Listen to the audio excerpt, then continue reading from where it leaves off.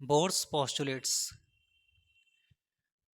Bore ने Rutherford के जितने भी थ्योरीज थी उसको ध्यान से स्टडी किया, क्योंकि इन्हीं के स्टूडेंट थे नील बोर।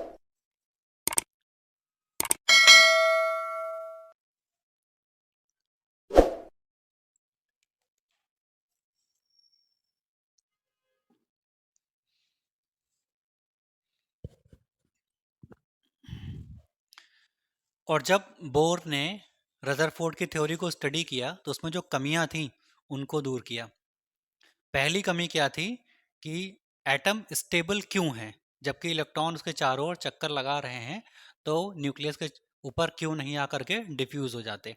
इसके बारे में रदर नील्स बोर ने पहला पॉस्टुलेट क्या दिया कि जो इलेक्ट्रॉन है can revolve, electron can revolve around the nucleus in only certain orbits.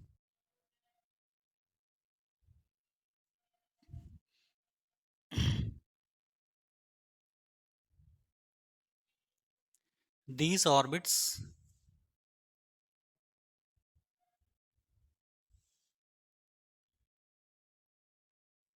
are stable orbit,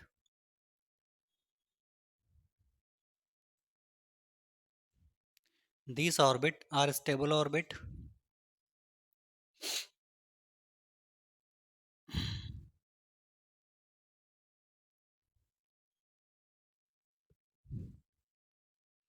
in which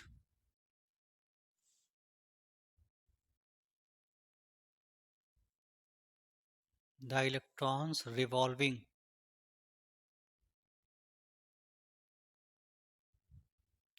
have fixed amount of energy, in which the electrons revolving have fixed amount of energy.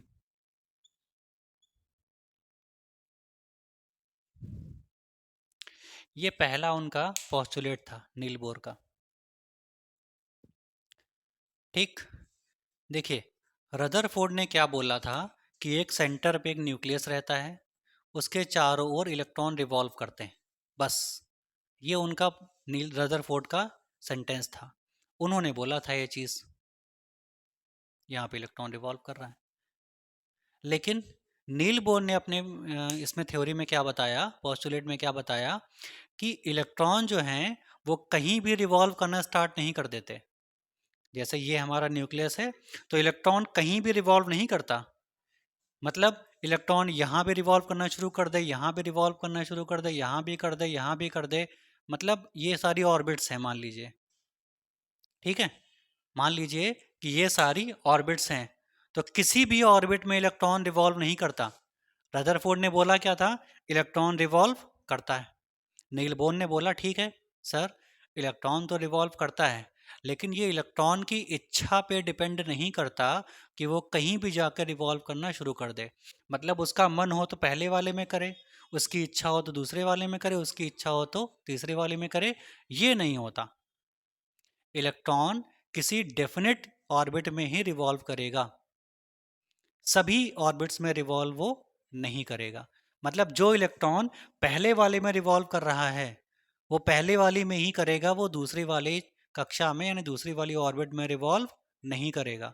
जो दूसरी वाली orbit में revolve कर रहा है वो तीसरी वाली में नहीं करेगा। यही बोर का पहला पोस्टुलेट था कि electron can revolve around the nucleus in only certain orbits. Certain का मतलब होता है कि ये फिक्स ऑर्बिट हैं जो चेंज नहीं होगी।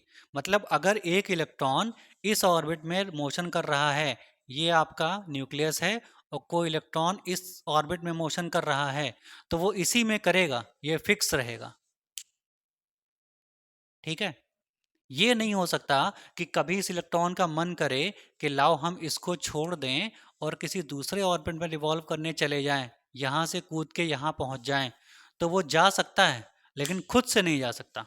वो कंडीशन बात की बात है कि किस तरीके से वो जाएगा। ठीक है, तो पहला बोर ने क्या बोला कि एक डेफिनेट ऑर्बिट होते हैं, सर्टेन ऑर्बिट्स होते हैं, इलेक्ट्रॉन केवल उसी में रिवॉल्व कर सकते हैं। कभी ऐसा भी नहीं हो सकता कि जो इलेक्ट्रॉन यहाँ रिवॉल्व कर रहा है और एक इलेक्ट्रॉन यहाँ रिवॉल्व कर रहा है, तो ये इलेक्ट्रॉन इस पाथ को छोड़ दे, इस ऑर्बिट को छोड़ दे और सोचे कि हम यहाँ आके बैठ जाएं इन दोनों के बीच में। ये भी पॉसिबल नहीं है। मतलब इलेक्ट्रॉन जो होते हैं वो एक फिक्स ऑर्बिट में रिवॉल्व करेंगे। ये किसने बोला? नील बोर ने बोला। पहला अपना जो उन्होंने कथन दिया था, स्टेटमेंट दिया था। ठीक है, तो इतना सारा अगर आप याद ना कर सके तो सीधे याद कर लीजिए कि इलेक्ट्रॉन जो होते हैं वो फिक्स ऑर्बिट में रिवॉल्व कर सकते हैं। ठीक, इसके बाद उन्होंने क्या बोला कि these orbits are stable orbit. Stable orbit क्या होता है? These orbits are stable orbit. Stable orbit का मतलब क्या है कि ऐसे ऑर्बिट जो कभी खत्म नहीं हो सकते। हम चाह कर इन ऑर्बिट को खत्म नहीं कर सकते, क्योंकि ऑर्बिट किससे बना है? इलेक्ट्रॉन के पाथ से बना है। ये इलेक्ट्रॉन चक्कर लगाते हैं, उसी को तो ऑर्बिट बोलते हैं। अगर हम इस रास्ते को ख़त्म करना चाहते हैं तो हम क्या ख़त्म कर दें? इलेक्ट्रॉन को। क्योंकि जब इलेक्ट्रॉन चक्कर लगाना बंद कर देगा तभी तो रास्ता ख़त्म होगा, और रास्ता ख़त्म होगा तो इलेक्ट्रॉन ख़त्म हो जाएगा, या इलेक्ट्रॉन ख़त्म होगा तो रास्ता ख़त्म हो जाएगा। क्या हम इलेक्ट्रॉन को ख़त्म कर सकते हैं? नहीं कर सकते ना। अगर हम इलेक्ट्रॉन को अपनी तरफ से ख़त्म नहीं कर सकते तो क्या हम उनके पाथ को ख़त्म कर सकते हैं? नहीं ना। तो जो चीज़ हम ख़त्म नहीं कर सकते उसको स्टेबल ही तो कहेंगे। तो इन्होंने क्या बोला कि these orbits are stable orbit in which the electron revolving है फिक्स अमाउंट ऑफ एनर्जी। अब अगली लाइन देखिए, इसमें क्या है? Fix amount of energy. ये क्या है? बड़ा इंपॉर्टेंट सेंटेंस है ये, बड़ा इंपॉर्टेंट वर्ड है ये, फिक्स अमाउंट ऑफ एनर्जी। इसका क्या मतलब है कि एक इलेक्ट्रॉन जो इसके अंदर चक्कर लगा रहा है और एक इलेक्ट्रॉन जो इस ऑर्बिट में चक्कर लगा रहा है, तो इसके पास और इसके पास एनर्जी कैसी होगी? फिक्स होगी। फिक्स का मतलब अगर हमने मान लिया कि इसके पास 13 जूल एनर्जी है और इसके पास कुछ फिक्स अमाउंट में एनर्जी है, ठीक है, तो वो कभी कम या ज़्यादा नहीं हो सकती। कब तक? जब तक इनको हम बाहर से एनर्जी प्रोवाइड ना करें, है ना। मतलब अगर नॉर्मल कंडीशन लें तो इन इलेक्ट्रॉन्स के पास एनर्जी कैसी है? फिक्स है। और वो फिक्स डिसाइड कैसे होती है उन लोग आगे भी देखेंगे कि कितनी होती है। ये तो हमने एग्जाम्पल लिया है एक। ठीक है ना। तो इलेक्ट्रॉन, तीन बातें हैं जो नील्स बोर ने पहले पॉस्टुलेट में कही कि electron can revolve around the nucleus in only certain orbit. कुछ ही ऑर्बिट ऐसी हैं जहां पे इलेक्ट्रॉन रिवॉल्व कर सकते हैं। वो अपनी इच्छा से हर एक ऑर्बिट में जाकर रिवॉल्व नहीं कर सकता। उसको ज़बरदस्ती है कि तुमको इसमें करना है तो इसी में करना है। ठीक है, मोशन। दूसरा क्या है कि this orbits are stable orbit. ये ऑर्बिट कभी खत्म नहीं हो सकती। अगर हम चाहें कि हम खत्म कर दें तो हम नहीं कर सकते। क्यों? क्योंकि हम इलेक्ट्रॉन को खत्म नहीं कर सकते। तीसरा क्या है? इलेक्ट्रॉन जो रिवॉल्व करते हैं उनके पास क्या है? Fix amount of energy. मतलब इनके पास जो एनर्जी है वो फिक्स है, इनके पास जो एनर्जी है वो फिक्स है, कम या ज्यादा नहीं है। ठीक है, ये पहला पोस्टुलेट था। बात समझ में आई? ठीक है, अब बहुत ध्यान से समझिएगा दूसरा क्या है।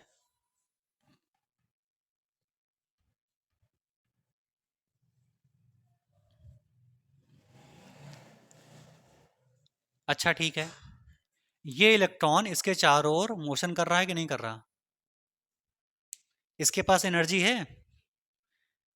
जो इलेक्ट्रॉन न्यूक्लियस के चारों ओर मोशन कर रहा है, ये, इसके पास एनर्जी है। कौन सी एनर्जी है? कौन सी एनर्जी है?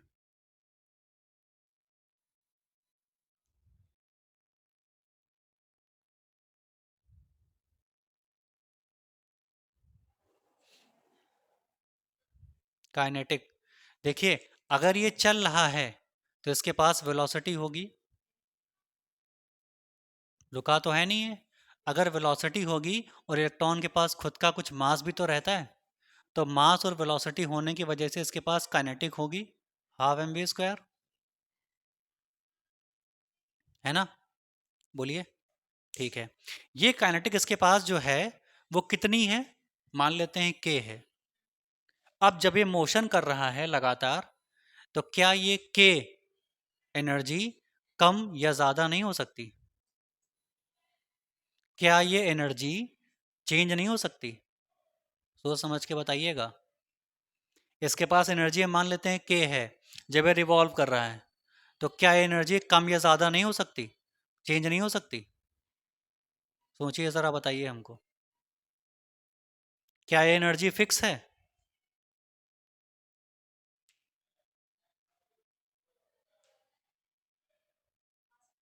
अभी तो इससे पहले जो पहला पॉस्टुलेट था, उसमें बोला था ना नील बोर ने, एनर्जी फिक्स है। तो फिक्स एनर्जी हुई कैसे, ये देखिए। भाई वेलोसिटी है इसके पास। हाँ। अच्छा, ये जो के है वो किस किस पे डिपेंड कर रहा है? एक तो मास पर, और दूसरा वेलोसिटी पर, क्योंकि 1/2 तो कांस्टेंट है। मास किसका? किसका मास? इलेक्ट्रॉन का। इलेक्ट्रॉन का मास कभी चेंज हो सकता है क्या? फिक्स है ना? तो के चेंज नहीं हो सकता, मतलब एम सॉरी चेंज नहीं हो सकता। तो इसके इस पे अगर जो के डिपेंड करता है तो नहीं बदलेगा। अगर फिर भी हम के को बदलना चाहते हैं तो हम क्या बदलें? क्योंकि वेलोसिटी और के में की रिलेशन ऐसे तो है। अगर हम वेलोसिटी को बदल दें तो के बदल सकता है? बताइए। यहाँ देखिए, वेलोसिटी को बदलने का मतलब क्या है? हम मान लिया कम कर दे रहे हैं। तो अगर हम वेलोसिटी को कम कर देंगे, तो ये इस स्पीड से चक्कर लगा रहा था, अगली बार इसका पाथ कुछ कम हो जाएगा। वेलोसिटी कम हो गई, और कम कर देंगे और छोटा हो जाएगा। हम वेलोसिटी और कम कर दें और छोटा, हम वेलोसिटी और कम कर दें और छोटा, और एक समय ऐसा आएगा ये इस पे गिर जाएगा। स्टेबिलिटी खत्म। स्टेबिलिटी कब खत्म हुई? जब वेलोसिटी को हमने बिल्कुल मिनिमम कर दिया। वेलोसिटी मिनिमम करने से क्या होता है? काइनेटिक एनर्जी मिनिमम हो जाएगी, है ना?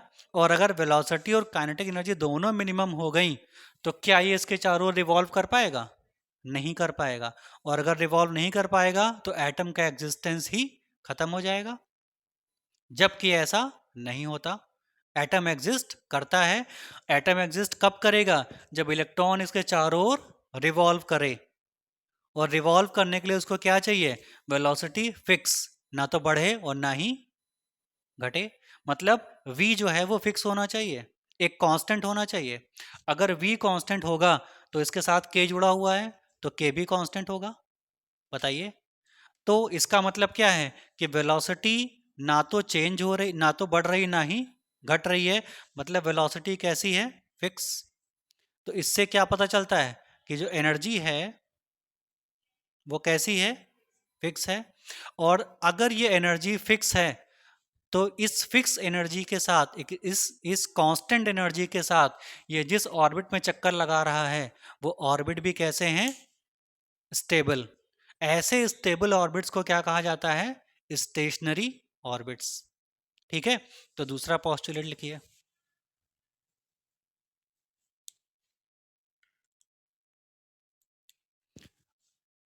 Stable orbits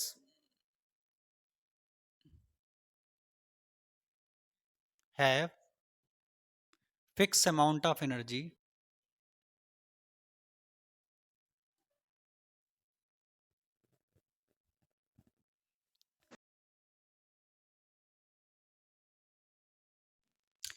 stable orbits have fixed amount of energy which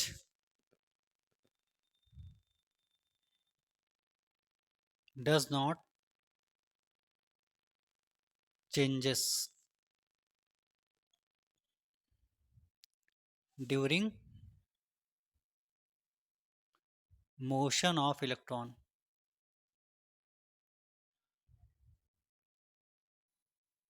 around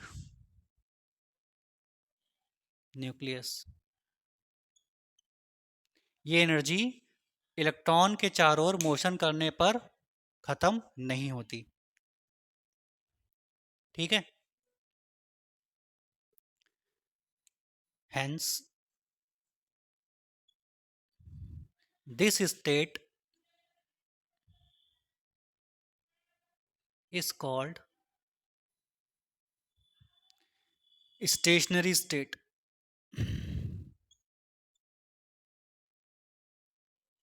Stationary state.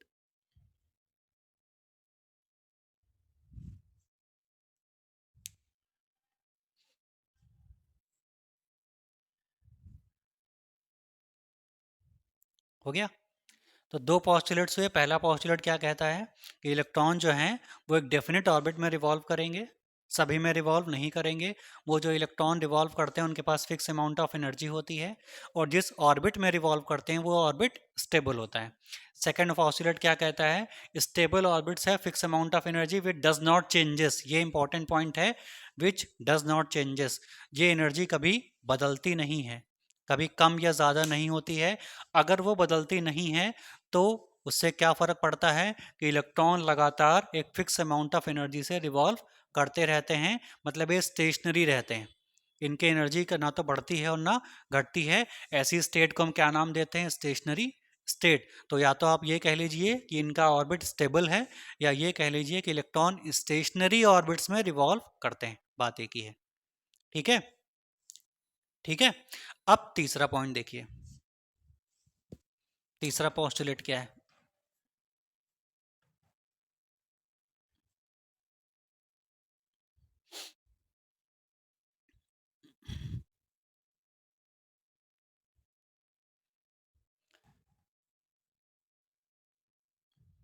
देखिए, अभी हम लोगों ने सेकंड पोस्टुलेट में पढ़ा कि इनका जो ऑर्बिट है इलेक्ट्रॉन का वो कैसा है, स्टेशनरी है, स्टेबल है। इस स्टेबल ऑर्बिट की खास बात क्या होती है ना। इसकी खासियत क्या है, इस ऑर्बिट की क्या खास बात है कि इलेक्ट्रॉन इसी में क्यों रिवॉल्व करते हैं।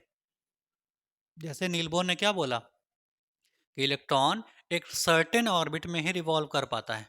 वो सर्टेन ऑर्बिट की खास बात क्या है, उसके अंदर ऐसी क्या खासियत है कि इलेक्ट्रॉन केवल उसी में रिवॉल्व करता है, दूसरी में क्यों नहीं रिवॉल्व करता। कुछ तो खास बात होगी कि इलेक्ट्रॉन उसमें चारों ओर रिवॉल्व करता है ना। जैसे आगरा में ताजमहल है, 7 वंडर्स में से एक है, लोग वहाँ जाते हैं देखने। कुछ तो खास बात होगी, तभी तो जाते हैं देखने, इतना पैसा खर्च करके, अपना टाइम खर्च करके। वही ताजमहल अगर वो पेपर पर ड्रॉ कर ले, घर में देख के खुश हो जाएंगे, पैसा बचेगा, है ना। लेकिन नहीं, उससे खुशी उनको नहीं मिलती है। जब तक आगरा जाएंगे नहीं, भले ही कितनी परेशानी क्यों न उठानी पड़े, वहाँ जाके सामने आंखों से देखेंगे, तब खुश हो जाएंगे। तभी तो उसकी खासियत पता चलेगी, जब वहाँ पहुँचेंगे तभी तो, कि आखिर इसमें ऐसा क्या है ना। तो जब तक हम इसको समझेंगे नहीं कि आखिरकार इलेक्ट्रॉन इसमें क्यों रिवॉल्व करते हैं, इसमें क्या खासियत है, तब तक कैसे पता चलेगा इसमें खासियत क्या मौजूद है। कुछ तो स्पेशल होगा ना, वही स्पेशलिटी हमको देखनी है। What is the special thing behind the orbit in which electron can revolve. आखिरकार इसके अंदर स्पेशल क्या है। देखिए स्पेशल क्या है। नील बोर ने बोला कि इलेक्ट्रॉन जो हैं, जैसे उन्होंने बोला कि इलेक्ट्रॉन रिवॉल्व कर सकते हैं केवल सर्टेन ऑर्बिट में। मान लीजिए न्यूक्लियस है, ये एक ऑर्बिट है, एक ये ऑर्बिट है। अब एक इलेक्ट्रॉन यहाँ रिवॉल्व कर रहा है, एक इलेक्ट्रॉन यहाँ रिवॉल्व कर रहा है। हैं तो दोनों ही इलेक्ट्रॉन, है ना। दोनों के पास मास इक्वल है, मास थोड़ा ना अलग अलग होगा। लेकिन जो इलेक्ट्रॉन यहाँ रिवॉल्व कर रहा है वो यहाँ नहीं कर रहा, और जो यहाँ कर रहा है वो यहाँ नहीं कर रहा।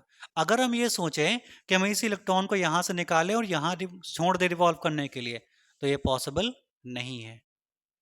क्यों नहीं पॉसिबल है। क्या इलेक्ट्रॉन यहाँ से यहाँ तक जाने पर उसके अंदर क्या चेंजेस आ जाते हैं जो यहाँ पे वो रिवॉल्व नहीं कर सकता। जब ये नील बोर से पूछा गया तो उन्होंने बोला कि जो इलेक्ट्रॉन पहली वाली ऑर्बिट में रिवॉल्व कर रहा है और जो इलेक्ट्रॉन दूसरी वाली ऑर्बिट में रिवॉल्व कर रहा है, उसमें अंतर सिर्फ और सिर्फ एनर्जी का है। ठीक है। तो वो जो खासियत की हम बात कर रहे हैं यहाँ पर, वो खासियत किस बात की है, एनर्जी की। इसमें जो एनर्जी है वो अलग है, और इसमें जो इलेक्ट्रॉन रिवॉल्व कर रहा है जो एनर्जी है वो डिफरेंट है। ठीक है। मतलब हर एक ऑर्बिट में रिवॉल्व करते इलेक्ट्रॉन के पास एनर्जी जो होती है वो अलग अलग होती है। ठीक। अब अगर इसके पास एनर्जी अलग है, इसके पास एनर्जी अलग है, और हम चाहते हैं कि ये वाला इलेक्ट्रॉन यहाँ पर आ जाए और ये इलेक्ट्रॉन यहाँ पर पहुँच जाए, तो हम ऐसे नहीं पहुँचा सकते। ये हमारे बस के बाहर की बात है कि हम सिर्फ सोचें कि इलेक्ट्रॉन यहाँ पहुँच जाए, इलेक्ट्रॉन यहाँ पर आ जाए, तो नहीं हो सकता। उसके लिए एक प्रोसेस है जो आगे चलकर नील बोर ने समझाई थी। ठीक है, फिलहाल यहाँ पे क्या खासियत है? एनर्जी की। अगर एनर्जी की खासियत है तो इसके पास कितनी एनर्जी है और इसके पास कितनी एनर्जी है? नील बोर ने यह तो बताया कि these electrons have fix amount of energy, बोला कि नहीं बोला?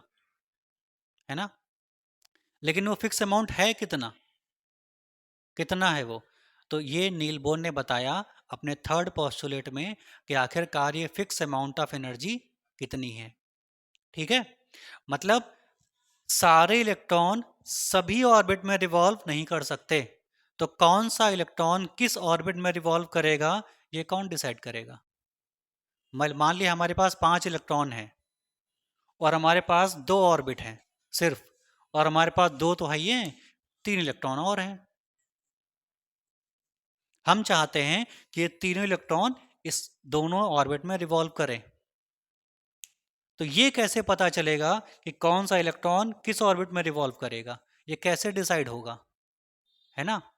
इसके लिए कोई अक्कड़ बक्कड़ वाला रूल तो है नहीं कि हम एक पर्ची बना के रख दें डब्बे में और फिर निकाल लें कि देखो तुम आए हो तुम इसमें जाओ, तुम आए हो तुम इसमें जाओ। ऐसा तो हो नहीं सकता, साइंस है, कोई प्रूफ चाहिए। है ना? तो ये कौन डिसाइड करता है कि कौन सा इलेक्ट्रॉन किस ऑर्बिट में रिवॉल्व करेगा? तो ये नील बोर ने डिसाइड किया था, और कैसे किया था यही उनका थर्ड पोस्टुलेट है। क्या है थर्ड पोस्टुलेट? देखिए,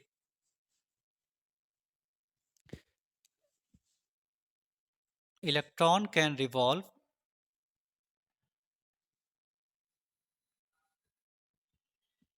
electron can revolve only in those orbits which have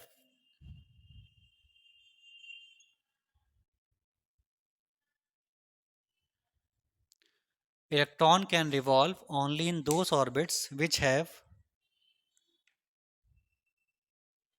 energy equal to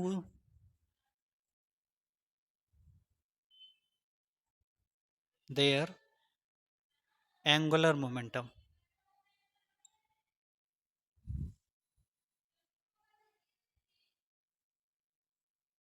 in which those orbits which have energy equal to their angular momentum. This angular momentum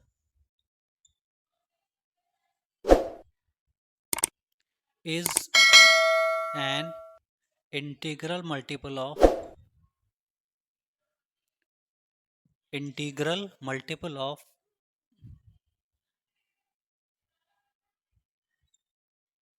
h upon 2 pi, where h is Planck constant.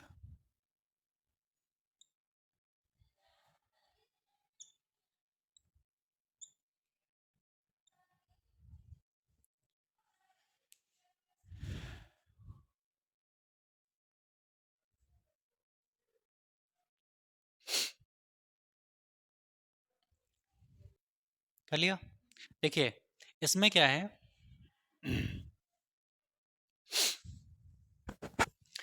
जैसे हम लोगों ने बताया ना, पढ़ा अभी तक कि इलेक्ट्रॉन जो हैं वो केवल फिक्स एनर्जी के साथ एक स्टेबल ऑर्बिट्स में रिवॉल्व कर पाएंगे।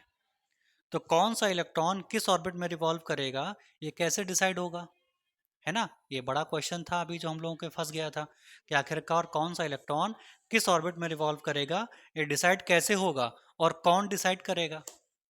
तो कौन सा इलेक्ट्रॉन किस ऑर्बिट में रिवॉल्व करेगा ये डिसाइड करेगी उनकी एनर्जी।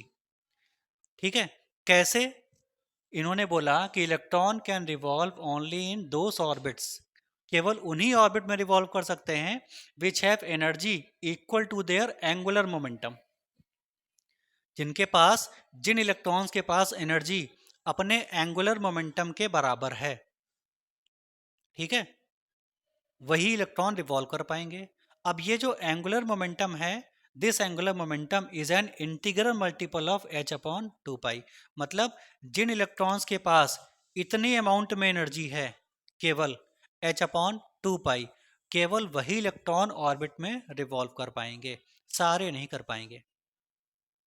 ठीक है, इसका क्या मतलब है कि अगर मान लो कोई इलेक्ट्रॉन फर्स्ट ऑर्बिट में रिवॉल्व कर रहा है, यहां पे ये पहली ऑर्बिट है, अगर इसमें रिवॉल्व कर रहा है तो उसके पास जो एनर्जी होगी फर्स्ट ऑर्बिट के लिए वो कितनी होगी, h अपॉन 2 पाई ये होगी। तो अगर हमारे पास 1 2 3 4 5 इलेक्ट्रॉन्स हैं तो इन पांचों इलेक्ट्रॉन्स को चेक करेंगे कि इनके में से कितनों के पास एनर्जी इसके बराबर है, h अपॉन 2 पाई। h का मतलब प्लांक कांस्टेंट होता है ना, h की वैल्यू रखेंगे 6.6 10⁻34 और 2 और पाई की वैल्यू रखेंगे, जो एनर्जी आएगी है ना, उस एनर्जी को इन इलेक्ट्रॉन्स की एनर्जी के साथ कंपेयर करेंगे, तो उसके बराबर जिसकी एनर्जी होगी वो किस में होंगे, फर्स्ट में होंगे। ठीक है, अब सेकेंड ऑर्बिट में इलेक्ट्रॉन को रिवॉल्व करवाना है तो कैसे चेक करेंगे, तो उसके लिए हमें क्या चेक करना पड़ेगा, सेकेंड ऑर्बिट के लिए इलेक्ट्रॉन के पास कितनी एनर्जी होनी चाहिए, 2h अपॉन 2 पाई इतनी होनी चाहिए। मतलब पहले ऑर्बिट के लिए 1h अपॉन 2 पाई, दूसरी के लिए कितनी 2h अपॉन 3 पाई, अगर तीसरी ऑर्बिट में रिवॉल्व करना है तो 3h अपॉन 2 पाई, है ना। अगर किसी इलेक्ट्रॉन को चौथी ऑर्बिट में रिवॉल्व करना है तो बताइए, 4h अपॉन 2 पाई। इसी तरीके से अगर किसी ऑर्बिट को n नहीं, अगर किसी इलेक्ट्रॉन को nth ऑर्बिट में रिवॉल्व करना है तो nh अपॉन 2 पाई।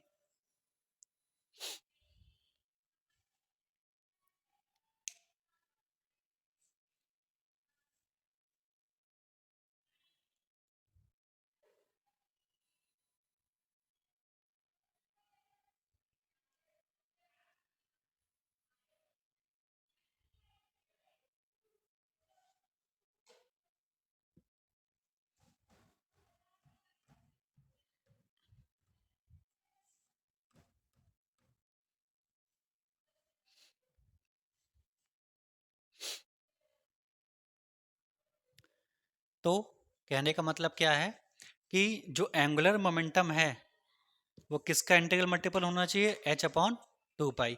इसका क्या मतलब है कि जो एंगुलर मोमेंटम L है, एंगुलर मोमेंटम को L से डिनोट करते हैं, ठीक है, वो L किसके मल्टीपल होना चाहिए, NH अपॉन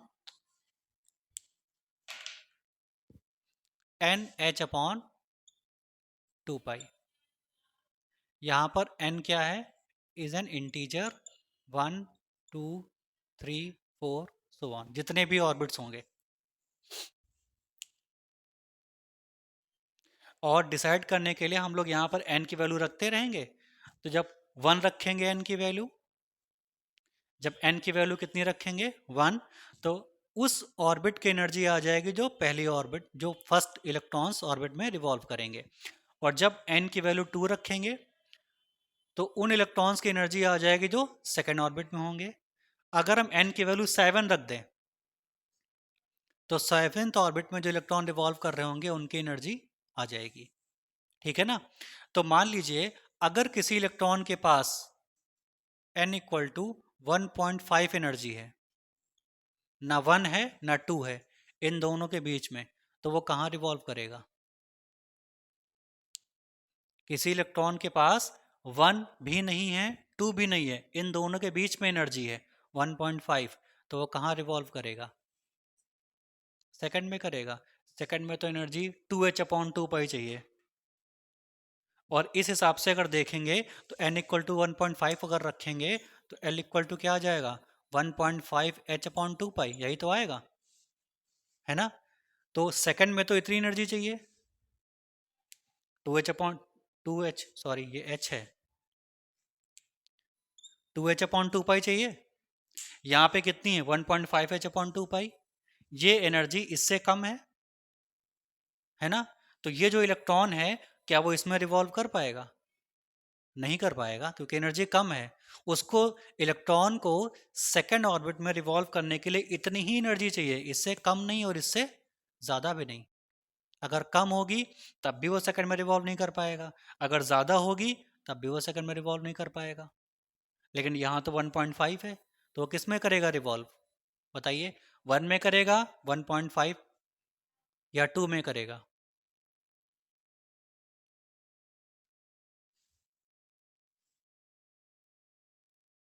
किस में करेगा? 1 में कैसे कर सकता है? अगर 1 में करना होता तो h/2 एनर्जी होती।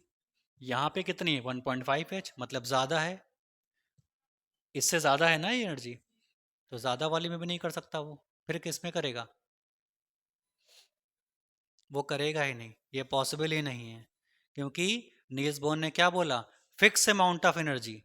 और जो फिक्स अमाउंट ऑफ एनर्जी है वो किसके मल्टीपल में होनी चाहिए? h/2 के मल्टीपल में होना चाहिए। क्या ये एनर्जी h/2 के मल्टीपल में है? नहीं है ना, क्योंकि ये h/1 2 3 4 रखो, 1 रखेंगे तो h/2 आ जाएगा, 2 रखेंगे तो 2h/2 आ जाएगा। यहाँ कहीं 1.5 नज़र आ रहा है? नहीं। तो 1.5 एनर्जी अगर किसी इलेक्ट्रॉन के अंदर है, तो ना तो वो फर्स्ट में रिवॉल्व कर पाएगा, ना सेकंड में, ना थर्ड में, ना किसी भी ऑर्बिट में। मतलब ऐसा कोई इलेक्ट्रॉन एग्जिस्ट ही नहीं करता जिस इलेक्ट्रॉन के पास एनर्जी इस h/2 से अलग हो। याद रखिएगा, अगर किसी इलेक्ट्रॉन के पास एनर्जी h/2 से अलग है तो वो इलेक्ट्रॉन एग्जिस्ट नहीं करेगा। ठीक है, तो केवल वही इलेक्ट्रॉन एग्जिस्ट कर सकते हैं, रिवॉल्व कर सकते हैं, जो इलेक्ट्रॉन h/2 के मल्टीपल में एनर्जी रखते हैं। ठीक है ना। 1.5, 2.5, 1.9, 2.9, मतलब डेसिमल में है, फ्रैक्शन में अगर कोई एनर्जी है तो वो एग्जिस्ट नहीं करेगी। ठीक है, ओनली होल नंबर में एनर्जी एग्जिस्ट करेगी, 1 2 3 4 5 6 ऐसे। ओके, ठीक है।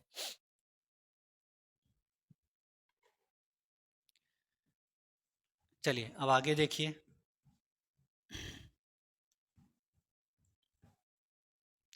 एल क्या है यहाँ पे? Angular momentum. जरा इसको देखते हैं। एल, एंगुलर मोमेंटम की वैल्यू होती है vector r cross vector p. ये 11th में है। Angular momentum equal to linear momentum into perpendicular distance, तो आर डिस्टेंस है। ठीक है, अब ये देखिए, ए क्रॉस बी फॉर्मूला लगाएंगे तो ये हो जाएगा ए बी साइन थीटा। ठीक है, जब दो वेक्टर क्वांटिटीज को क्रॉस मल्टीप्लाई से सॉल्व करते हैं तो इसका वैल्यू आती है ए बी साइन थीटा। इसको ए मान लो, इसको बी मान लो, तो ए बी साइन थीटा। यहाँ पे थीटा क्या होता है? इन दोनों के बीच का एंगल।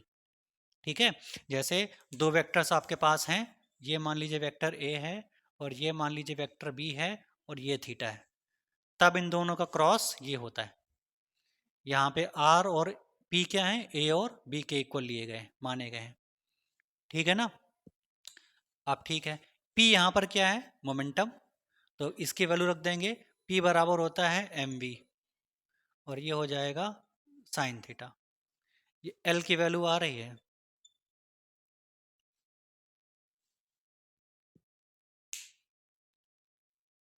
अब इस केस में V और R के बीच का एंगल होता है 90, थीटा इक्वल टू 90।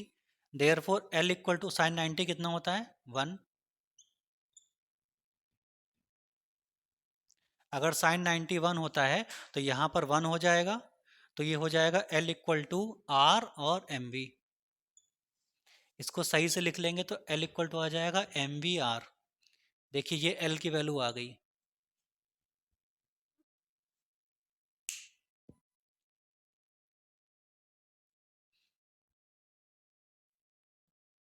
ठीक, अब ये जो L है ना, एम वी आर, इसको यहाँ रख सकते हैं,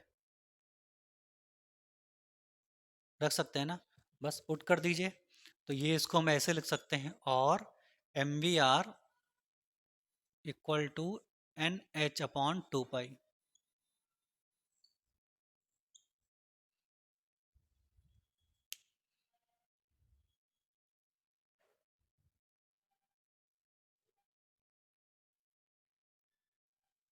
यहाँ पर n क्या है?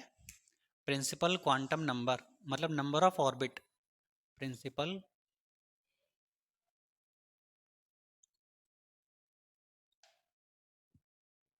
क्वांटम नंबर,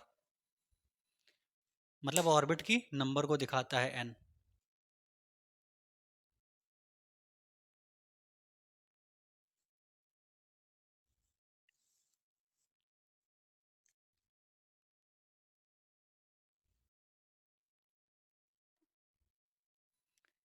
ठीक है, तो किसी ऑर्बिट में इलेक्ट्रॉन रिवॉल्व करेगा तो उसके पास फिक्स एनर्जी होगी, और ये फिक्स एनर्जी कैसे डिसाइड होगी?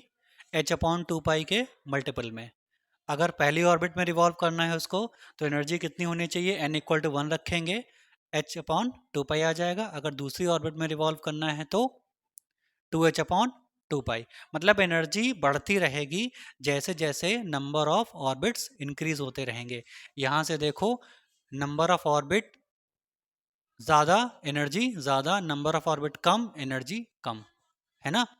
अगर n की वैल्यू 2 है एनर्जी ज़्यादा होगी, अगर n की वैल्यू 1 है तो एनर्जी कम होगी। ठीक है ना? चलिए अगला postulate.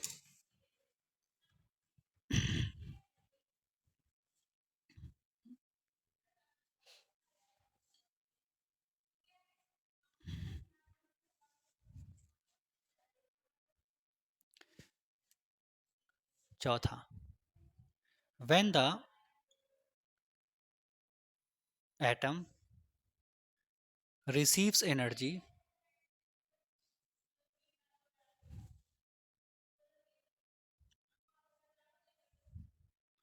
from outside, when the atom receives energy from outside, then its outer electron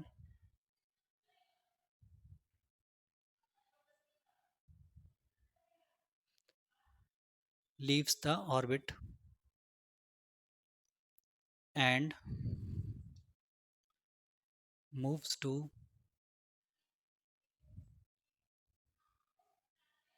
higher energy level.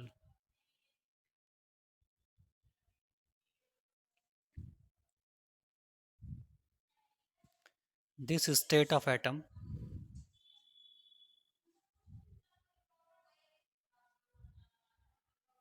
this state of atom this state of atom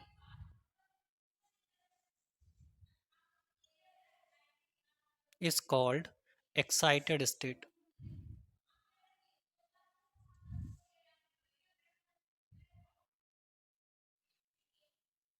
This state of atom is called excited state. ठीक है,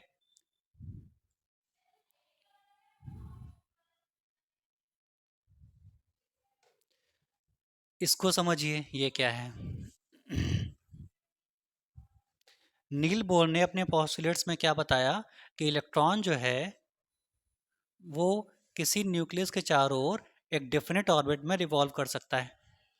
मतलब इसके अंदर जो electron revolve करेगा और इसके अंदर जो इलेक्ट्रॉन रिवॉल्व करेगा वो अलग अलग होगा। कैसा अलग अलग? क्या दिखने में अंतर होगा? नहीं, उसके पास एनर्जी अलग अलग होगी।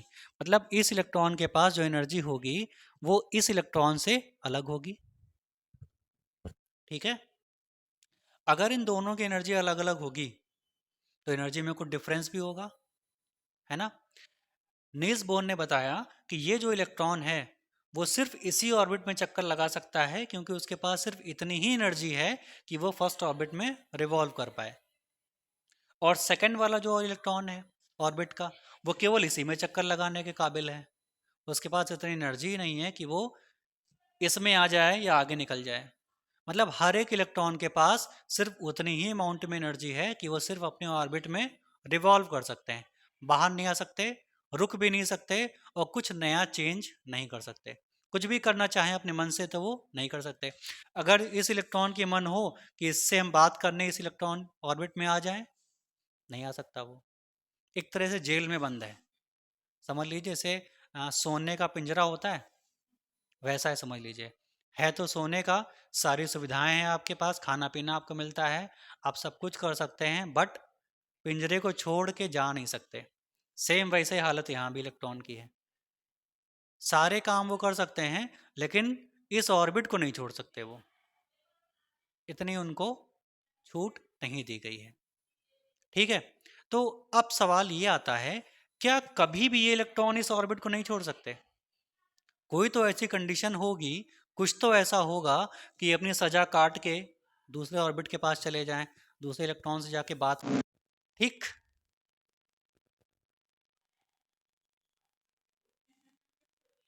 अरे बहुत दिक्कत होती है सेट करने में पूरा। ठीक है ना, इससे रिसीव तो हो जाएगी, लेकिन हम बोल पाएंगे, सुन नहीं पाएंगे। बात समझ में आई? तो ये जो इलेक्ट्रॉन है वो जा नहीं सकता, ये इसके पास मजबूरी है। हम चाहते हैं कि इलेक्ट्रॉन यहां से छोड़ के इस पे चला जाए। कैसे जा सकता है ये? क्यों नहीं जा पा रहा है, जरा उसके बारे में सोचिए। एनर्जी नहीं है। अगर हम इसको एनर्जी बाहर से कहीं से दे दें तो क्या ये नहीं जा पाएगा? तब तो जा सकता है ना? अगर पिंजरे का ताला खोल दिया जाए तो उसके अंदर से कैदी भाग जाएगा। वो भाग इसीलिए नहीं पा रहा है क्योंकि ताला पड़ा हुआ है। हम उस ताले की चाबी उसको दे दें, मतलब हम उसको एनर्जी दे दें, भाग के निकल जाएगा ये। ठीक है ना? चलो, हमने क्या किया, इसको बाहर से एनर्जी दे दी। एनर्जी कैसे दी जाती है किसी एटम को? हीट करके, कमरे के तापमान में ला के रख देंगे उसको, हीट हो गया वो, है ना? पानी में नहीं डाल देंगे, खौलते पानी में डाल नहीं देंगे कि खौलते पानी में डाल देंगे एनर्जी मिल जाएगी, ऐसा नहीं करेंगे। थोड़ी बहुत एनर्जी देंगे। जैसे ही इसको बाहर से एनर्जी मिली, अब इसके पास एनर्जी ज़्यादा हो गई, इसने एनर्जी को रिसीव किया, और जब ये रिसीव करेगा तो इलेक्ट्रॉन कहाँ चला जाएगा? इसको छोड़ देगा, और छोड़ के ये नीचे भी आ सकता है। मान लीजिए यहाँ भी एक और ऑर्बिट है, तो अब उसके पास कितने रास्ते हैं जाने के? एक ऊपर, एक नीचे। तो वो कहाँ जाएगा? इलेक्ट्रॉन कभी नीचे नहीं आता। याद रखिएगा कि एनर्जी पाने के बाद इलेक्ट्रॉन कभी भी जिस ऑर्बिट में रिवॉल्व कर रहा है उससे लोअर ऑर्बिट में नहीं वापस आएगा, वो हायर में जाएगा। तो यहाँ से इलेक्ट्रॉन को एनर्जी मिलेगी तो ये कहाँ चला जाएगा? इसमें कूद के, जंप करके पहुंच जाएगा। अब ये इलेक्ट्रॉन यहाँ पे था और यहाँ से कूद के यहाँ पहुंच गया। ठीक है, ऐसी कंडीशन को हम क्या बोलते हैं? Excited state. एक्साइटेड स्टेट क्या होती है? जब किसी एटम को बाहर से एनर्जी दी जाती है और उसका इलेक्ट्रॉन एक्साइटेड हो करके एक एनर्जी लेवल से दूसरे एनर्जी लेवल में चला जाता है, तो इसको हम लोग क्या बोलते हैं? Excited state. ठीक, तो इलेक्ट्रॉन यहां से यहां चला गया। अब इसका क्या होगा? इस इलेक्ट्रॉन का क्या होगा? यहां पे जो इलेक्ट्रॉन चक्कर लगा रहा था सेकंड ऑर्बिट में, उनके पास तो फिक्स एनर्जी थी, और इसके पास अपनी फिक्स एनर्जी थी। इसके पास अपनी फिक्स एनर्जी थी और इसके पास अपनी फिक्स एनर्जी थी ना? ज्यादा एनर्जी किसके पास थी? नीचे वाले के पास। कम इसके पास थी। लेकिन जो एनर्जी इसके पास थी, जो एनर्जी इसके पास थी, वो अलग अलग थी। इसकी मान लीजिए E1 है और इसकी मान लीजिए E2 है। क्या दोनों एनर्जी सेम है? सेम नहीं है। क्यों नहीं सेम है भाई? क्योंकि अगर सेम होती तो दोनों एक ही ऑर्बिट में रिवॉल्व करते, है ना? तो इसके पास E1 है, ये E1 एनर्जी को लेने के बाद कहाँ पहुंचा? E2 के पास। लेकिन अभी तक इस इलेक्ट्रॉन के पास सिर्फ E1 एनर्जी ही है, इतनी नहीं हो पाई कि वो E2 के इक्वल हो जाए। बहुत ध्यान से समझिएगा, इस इलेक्ट्रॉन के पास हीट करने के बावजूद भी एनर्जी E2 के इक्वल नहीं हो पाई। ठीक है, अगर इस इलेक्ट्रॉन के पास एनर्जी E2 के इक्वल नहीं हो पाई तो क्या ये इलेक्ट्रॉन इस ऑर्बिट में इस इलेक्ट्रॉन को रहने देगा? नहीं रहने देगा, क्योंकि ये इलेक्ट्रॉन कहेगा कि हम इस ऑर्बिट में केवल उन्हीं इलेक्ट्रॉन्स को अलाउ करेंगे जिनके पास एनर्जी हमारे बराबर होगी। हमारे बराबर मतलब इनके बराबर। इसके पास जितनी होगी, अगर उतनी एनर्जी इसके पास है, तब तो ये यहां पर आ सकता है, अदरवाइज ठीक है ना। तो ये एक्साइटेड होकर के यहां पहुंच गया, लेकिन इसके पास एनर्जी तो है ही नहीं, इसके पास उतनी एनर्जी नहीं है कि यहां रिवॉल्व कर पाए। तो यहां पे इस ऑर्बिट में इलेक्ट्रॉन इसको रुकने नहीं देंगे, तो क्या करेगा, वापस आ जाएगा। तो फिर ये यहां से वापस आ जाएगा। बात समझ में आ रही है। इलेक्ट्रॉन अपनी अपनी ऑर्बिट में रिवॉल्व करता है फिक्स एनर्जी के साथ। हमने इसको बाहर से हीट किया, एक्साइटेड हुआ, ये कहाँ पहुंचा, हायर एनर्जी लेवल में, लोअर में नहीं जाएगा, हायर में पहुंचा। लेकिन हायर में जा रिवॉल्व करने के लिए इसको ज़्यादा एनर्जी चाहिए, उतनी एनर्जी इसके पास नहीं है। तो यहाँ पे थोड़ी देर रुकेगा और इसको वापस धक्का दे दिया जाएगा कि तुम जाओ, जहाँ से आए हो वहीं चले जाओ। ये वापस यहाँ आ जाएगा। ठीक है, कितनी देर यहां रुकेगा, यहां पे रुकेगा ये 10⁻⁻8 सेकंड तक, केवल इतनी कम देर रुक पाता है ये। फिर वापस आता है। जब ये वापस आ रहा होता है यहां से यहां पे, मतलब लोअर से हायर में गया था, कितनी देर रुका, 10⁻⁻8 सेकंड।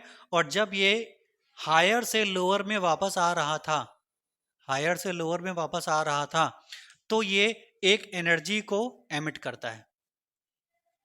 कितनी एनर्जी को एमिट करता है, जितनी इसने यहां से यहां तक जाने में गेन की थी, है ना। पहले जब हमने इसको हीट नहीं किया था तो ये अपने ऑर्बिट में था, हमने हीट किया, इसको कुछ एनर्जी मिली और ये कहाँ पहुंच गया, हायर में। फिर वहां पे कितनी देर रुका, 10⁻⁻8 सेकंड। फिर यहां से वापस आया, वापस आने पर ये एनर्जी को रेडिएट करता है, बाहर निकालता है। कितनी एनर्जी बाहर निकालता है, जितनी इसने यहां से गेन की है। कितनी गेन की है, एच न्यू के बराबर। इसके पास थी कितनी, एच न्यू थी ना, है ना, एच न्यू थी। एच न्यू एनर्जी किसके पास होती है,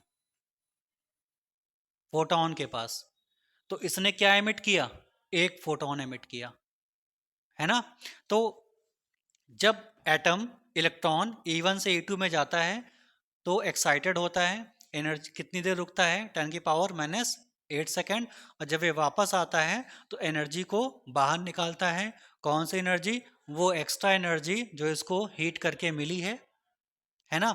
वो एक्स्ट्रा एनर्जी इसके पास कितनी थी, एच न्यू। एच न्यू मतलब एक फोटोन की एनर्जी। तो इसका मतलब ये है कि जब इलेक्ट्रॉन हायर से लोअर में आ रहा होता है तो एक फोटोन को ये एमिट कर देता है, क्योंकि इतनी तो एनर्जी है। ये जो एनर्जी है वो इन दोनों ऑर्बिट्स की एनर्जी जो होती है उनके डिफरेंस के बराबर होती है। यानी जो एच न्यू है वो किसके बराबर होता है, E2 माइनस E1 के बराबर होता है। मतलब कोई भी इलेक्ट्रॉन जब हायर से लोअर में आ रहा होता है तो कितनी एनर्जी एमिट करता है, दोनों ऑर्बिट्स के एनर्जी के डिफरेंस के बराबर। डिफरेंस ही तो है दोनों का, ठीक है ना। बात समझ में आई, यही इन्होंने बोला है। When atom receives energy from outside, then its outer electron leaves the orbit, बाहर वाला इलेक्ट्रॉन निकल जाता है, and moves to higher energy level, higher में जाता है भैया, लोअर में नहीं आता, हायर में चला जाता है। इस स्टेट को क्या बोलते हैं, एक्साइटेड स्टेट। ठीक है, समझ में आ गया। ठीक, इसके आगे लिख लीजिए, and remains this electron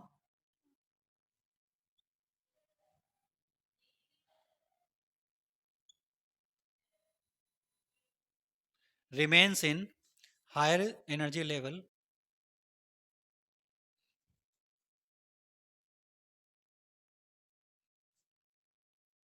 only for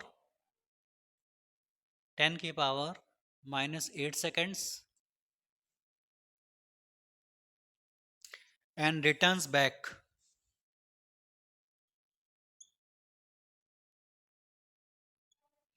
and returns back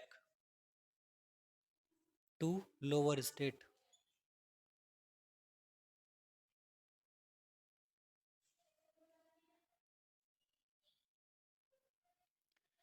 तो जब ये वापस आ रहा होता है तो क्या करता है, एनर्जी को एमिट करता है ये।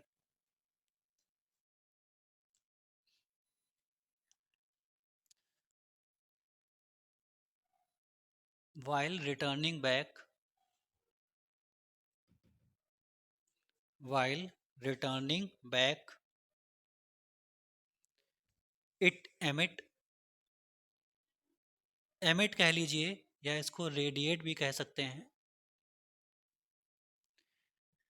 it emit energy in the form of,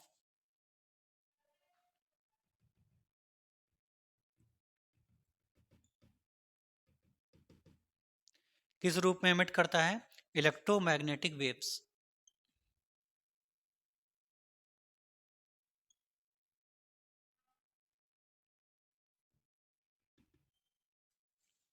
in the form of electromagnetic waves,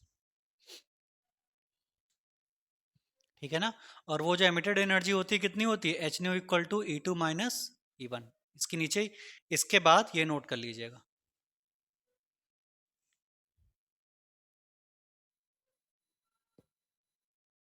ठीक है। अब देखिए न्यू क्या होता है, सी बाई लैम्डा, तो ये हो जाएगा h c by lambda equal to E two minus E one.